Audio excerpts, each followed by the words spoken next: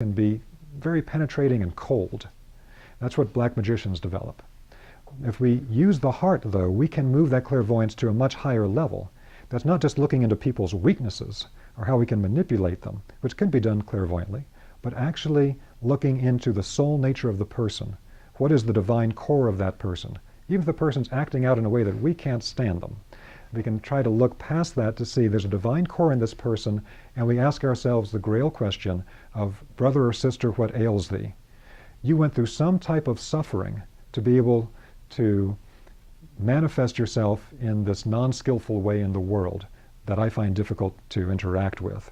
But it's based on suffering. That's why the Buddhists talk about, all life is suffering, everyone has suffered. The only way to get past anger and to forgive your enemies is to understand that your enemies suffer too. And so at this stage, the illumination of the heart really comes into play. There's other aspects as well. 5, at this stage, you would have in classical text where a person is called so-and-so the Greek, so-and-so the Persian, so-and-so the Samaritan. And what's hidden behind that is that at this stage, the person is actually becoming a representative of their people, of their tribe, of their group. And so they can actually represent what is good in the cultural impulse of that entire group of people. And those are the kind of people you always wanted to lead your group in ancient times. And so it always used to be that the person that was the oldest and the most spiritually illuminated led the country. Then it became a big political thing, but classical times, that was the ideal. Then the 6th stage was that of the sun hero. The sun hero you find in many ancient texts described, and this is the point where the person is literally connecting to the forces of the sun. Now again, in early Christianity, it was understood that the nature of the sun, S-U-N, and the sun, S-O-N, and the idea of the Christ is no different, because the physical sun up in the sky as a manifest body in our solar system has the same relationship to the ocean of fire that is the Godhead as seeing the Godhead as a quote-unquote father has to him having a child that is a son. In other words, the sun up in the sky is an emanation at a more macrocosmic level from the unified Godhead.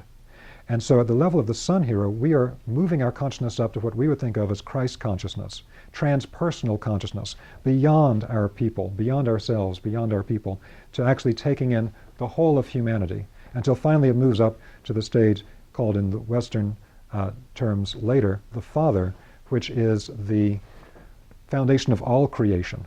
What the Buddhists talk about, all sentient beings. I will continue to incarnate to aid all sentient beings until they attain enlightenment. So this is the way it was described classically as the stages one goes through. And we can see that within this is really a way of depicting a transformation of consciousness from one level to the next. Now there are 7 Rosicrucian stages of higher knowledge. So I want to contrast these a little bit. They're connected, but they're seen a little bit differently as things change over time. The first stage in the Rosicrucian way is the study of spiritual science. Now there's something hidden here. Why is the first stage the study of spiritual science? Now we're not talking about something clairvoyant here. We're talking about literally studying spiritual text. First part of it is to develop our capacity to think logically. Now, in most spiritual circles today, in Western metaphysics, we look at things that are intellectual or logical as somehow lower than things that are spiritual. But that was not how it was understood in the original traditions. They understood the capacity to think logically as a superpower that would allow you to completely transform nature and to use all the forces of nature. And that's what it's done. We're harnessing the forces of nature more and more through the capacity to think logically. Also, the capacity to think logically allows us to become self-aware to a deeper level and to guide our own lives. If you can't think logically, how can you act without a guru? You'd have to have a guru to tell you what to do, like when you're 1 year old and you need a parent to show you what direction to go. You have to be able to think logically and evaluate. So the study of spiritual science is connected to this, to actually get a framework. You have to have a context to understand things. If you don't have a context, you can't possibly evaluate what's going to be my best option to do in this situation. You have to know what your choices are and the whole context they fit in. But there's something else hidden behind it. And what's hidden behind it at the deeper level, when you take off one of the veils, is that the study of spiritual science allows you to put into your mind an understanding of a particular structure. Any pattern is related to sacred geometry. That pattern is related to the mind of God. So As a practical matter, when you study spiritual science, you understand different levels of consciousness, different spiritual planes, different human subtle bodies, the evolution over great periods of time. Those actually put a structure in your consciousness that allow higher spiritual beings to tell you more. It's like if you had to run up on somebody and you're trained in physics and they're not, and you're going to tell them something that they can do that would really help people. You're going to have a hard time trying to find the words about, okay, now you got to do this and that, if they don't know the concepts. It's the same thing here. Higher spiritual beings can give us information about what we need to do with our lives to help other people, all kinds of great processes, if we have the core concepts to begin with that they can work with. Otherwise, it's really hard to communicate with us in a way that moves up to their level.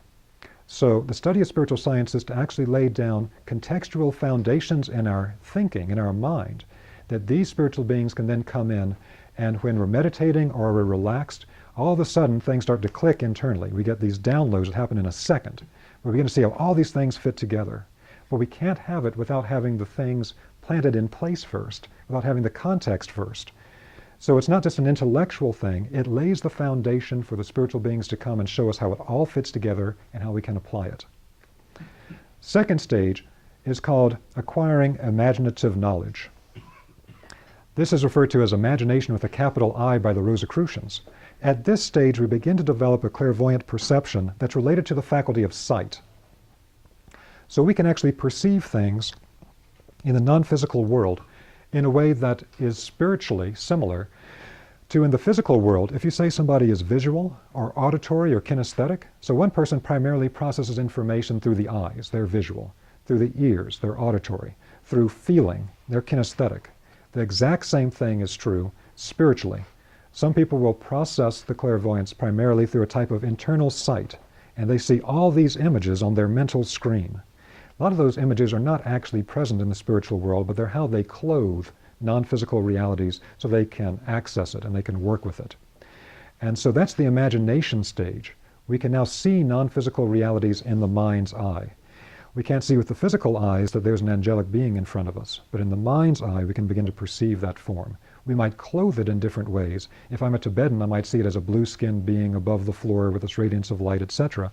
And if I'm a Christian, Jew, Muslim, I might see it as a great being of light with these huge wings, and maybe if it's a higher hierarchy, instead of 2 wings, it has 6 wings like the seraphim, or whatever it might be.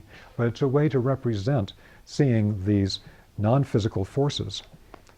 The next stage is reading the occult script. And without going into the depths of this, we can say that this is another type of clairvoyant perception that the Rosicrucians call inspiration with a capital I. This is a type of spiritual hearing.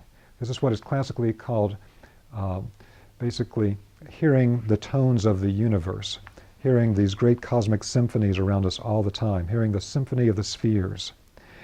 And so with this, we are able to understand higher realities through tones.